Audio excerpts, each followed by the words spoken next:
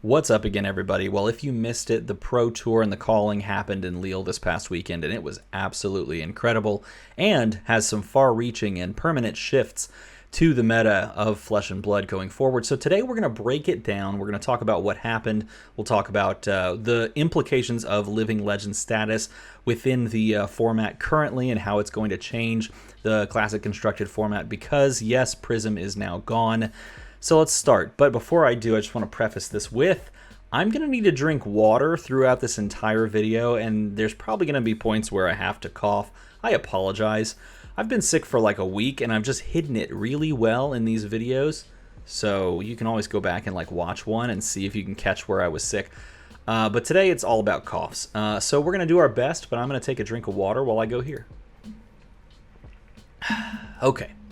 So first things first, this is the breakdown, the hero breakdown of day one of the Pro Tour at Lille. And nothing too terribly surprising here because of the finish. The finish is at the Calling Singapore by Briar players. I think there's a lot more people playing Briar. It's funny because at the Calling Singapore, there were a lot more people playing Viserai. And that was probably because of the finishes at like Battle Hardens that Viserai had just put up. But now that number is swapped, it is flipped, and it could be that people just pivoted onto this, or it could be that everyone was waiting till this big tournament to actually unveil their Briar decks, and if that is the case, good for them. It did end up paying off, and there is something that I have to do. Let's go and reflect on this tier list that I made. I have to make that change. I have to make that change. Come on. There we go. That is correct. I was wrong. 100% wrong. This right here is the correct order for these two, perhaps. I thought that the consistency outweighed the high roll because sometimes you can also low roll and not see it. But I was thinking from the format of, well, Fi's super fast and just threatens. And that's not necessarily the case anymore. And I knew that at the time, but I never made the connection that because the format is just ever so slightly slower, you can find more hands and find more channel mount heroics, so you don't have the low roll as often. You can still low roll, but you don't have it as often. And then I would also make this argument as well. I feel like that is more representative. Maybe even just go like that. Move that up there. But Prism is good. Prism is good, and you know, maybe we even make this argument as well. But this was the pre-Pro Tour Lille breakdown that I had. And this is kind of where it sits. I think Lexi, I perhaps undervalued Lexi, but I was pretty down on Lexi because Lexi always kind of does this. I do still think you do have to better be goo if you want to play Lexi. And the people that were piloting Lexi were actually goo. They were actually good at piloting Lexi. And I think one or two made it to day two. And in doing so, almost made the cut based on a couple of tiebreakers. I think we're pretty close to making the cut. So you could argue like this is more correct. Maybe even that, I don't know. But Dorinthia being here, Oldham being here, maybe Icelander can come down here. Maybe now we're getting into more correct positionings. This Icelander move from here to here, I think, is pretty drastic. But honestly, this again goes back to how I built this form. I feel like any of these decks were fine. Like you could pick up wins or make it in the top 8 with any of those decks because they all have sort of the raw power. And I, of course, undervalued Lexi, but maybe not too terribly much because unfortunately Lexi wasn't able to cut their way into those top tables at the end of the tournament. That's sometimes just what Lexi does. It kind of falls off. Nevertheless, I do think that this breakdown is super interesting because, like Dash, for example, there's a lot more dashes than I would have expected, and that's probably because people tried to pick it up right before this tournament, the week leading up from the Calling Singapore to this point. They probably tried to pick it up, but everything else seems about what you would expect. Aggro deck, control deck, mid-range deck that's super meta and going to be really good going forward, but is hated on by Prism, but people will bring it anyway. I mean, it all makes sense, right? And then cutting, of course, into understanding that this is a mixed format affair, that you start with draft each day. You have this breakdown, with Fi being most drafted, and by a good bit, but not terribly, which is good. I mean, I think there's a lot of people that were really pushing Fi to be even more heavily drafted, but the numbers can't support him being like drafted by everyone at the table. It's never going to. And so it's hyperbolic to say that everyone should just draft Fi because it's never going to work that way. And obviously if you get to a table that has like 4 FI drafters, you're super well served to not be one of them and to pick up one of the other heroes, because the game is balanced enough to support these other heroes, and they are good enough that they can go into FI, especially when FI's weak, right? Because they're being overdrafted. So moving into day 2, at the end of day 2, we had this being your top 8. The breakdown being all the way to 11 wins. 11 to 12 wins was kind of your aim.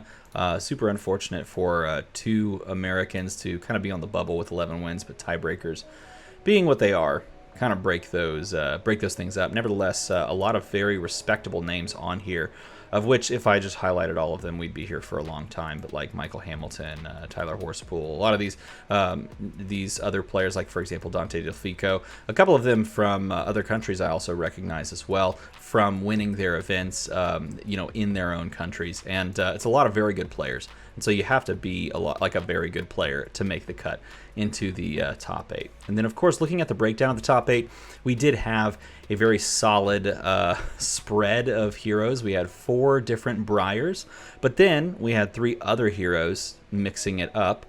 We had 2 Prisms, we had a Viserai, and then we had a Dash, a single Dash. Unfortunately, none of those heroes made it out of the quarters because all the Briars just rolled on past them, which is kind of hilarious because we just got Briar, v Briar, v Briar, v Briar in the top 4. Nevertheless, all of these quarterfinal games were really fun to watch. I highly recommend that you go watch all of them. They're all still on the FabTCG website on the stream. So yeah, definitely check those out because they are quite good.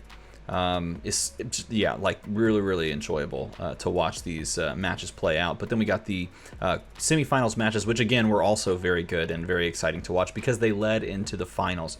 And in the finals, we had a really cool back and forth between Bartos and Matt Folks, who ended up bringing a list that apparently was picked up on or has been played to some degree. A variant of this list has been messed around with here in the States for about a month, but the specific list was brought and run by folks who ended up just cruising on through, I think with a 14-2 record on the entire tournament.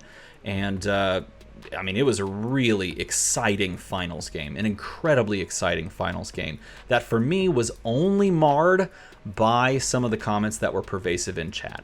And I'm not going to sit here and talk about the entire controversy. That is not something that I do. I do not chase controversy for clickbait. If other people do that, that's great. If they want to talk about it, that's fine. For me, it was a non-issue because it's been dealt with. And it's going to continue to be dealt with if it's ever an issue for anybody. As you saw in the Calling Taiwan, it was dealt with very easily. And I think the judges in Fab are exceedingly working to make sure that everything is on the up and up at all times. And so that is literally all I'll say. I thought it was a fantastic showing. And I was super pumped to watch Matt pick up the win. I think it was really genuinely exciting to watch the nerves of the last turn. I was palpably feeling that too. And I think both players showed themselves very well. I highly recommend, if you didn't watch it, I highly recommend going and watching Matt's deck tech over on Fabled Academy. Because he both talks about the deck that he ran, but he also talks about kind of just his experience in the game and going from UK Nats to this point and trying to just grow as a person and as someone that is investing in this game with his time and his effort. I think that's really, really good. And I think, we'll just leave it at that because I have strong feelings about the way that people acted in chat, and I am not going to be that person right now. Maybe not in this video, maybe in another video I can bring that up. But I do want to say this. Chat was right. That shirt is quite tight.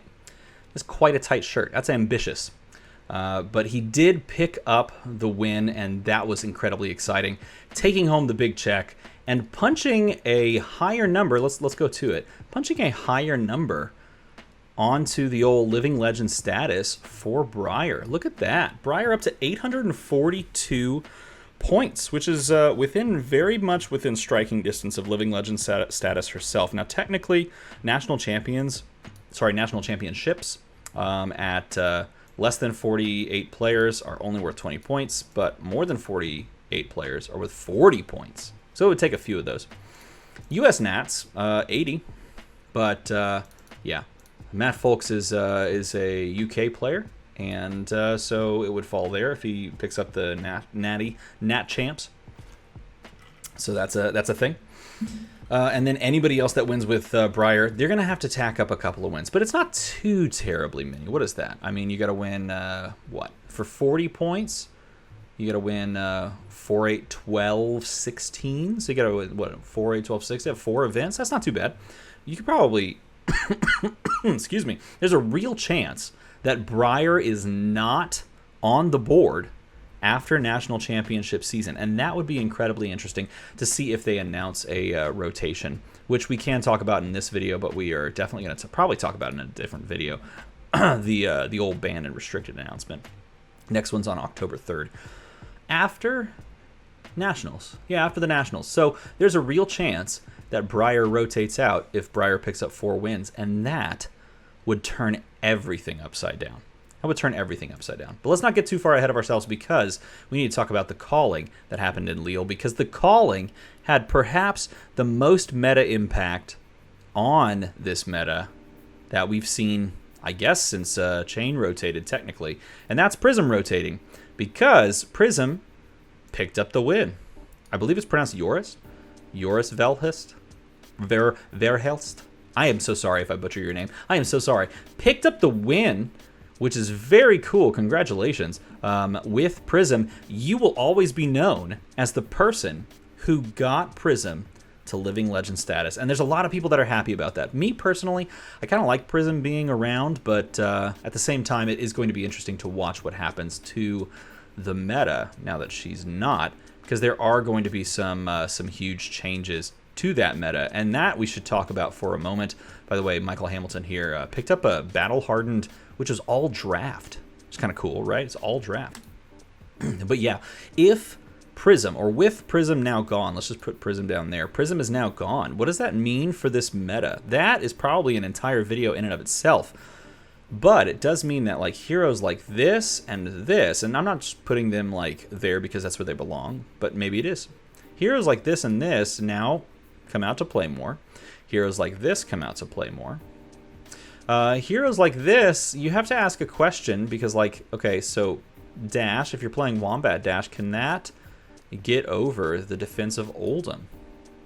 Can it deal with disruption from pummels?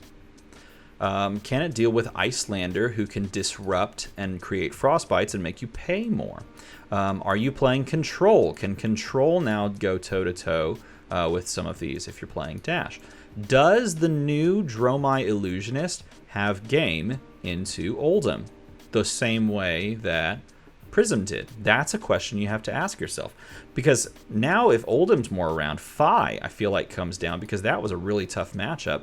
But he was sort of being held back by Prism being there. So this becomes the new question for me, and this comes down. And so the meta's going to start shifting in very fundamental ways, especially if Briar goes. Oh my gosh. If Briar goes, what even happens here? Things are going to be very interesting, and that is perhaps a conversation for another day. But I am very curious to see how things shape out, and we are going to, in the Discord that I run, in the DM Armada Discord, we're going to start running Classic Constructed, just casual events via paper on webcam. We're also going to try to mess with the new tech called Flesh and Blood Online. We're going to see where the meta is, see how it all plays out, pans out, and you know, what's the new hotness if, you know, this is actually true that Oldham and Bravo are basically back in S tier, or if there's just decks that make it more difficult. Like, is Icelander just okay with slamming down like 3 Frost Hexes and just killing both of these heroes? Or does she just get rolled by Bravo and a billion pummels? Like, these are some really interesting questions that are all set up by this win. And that's pretty cool.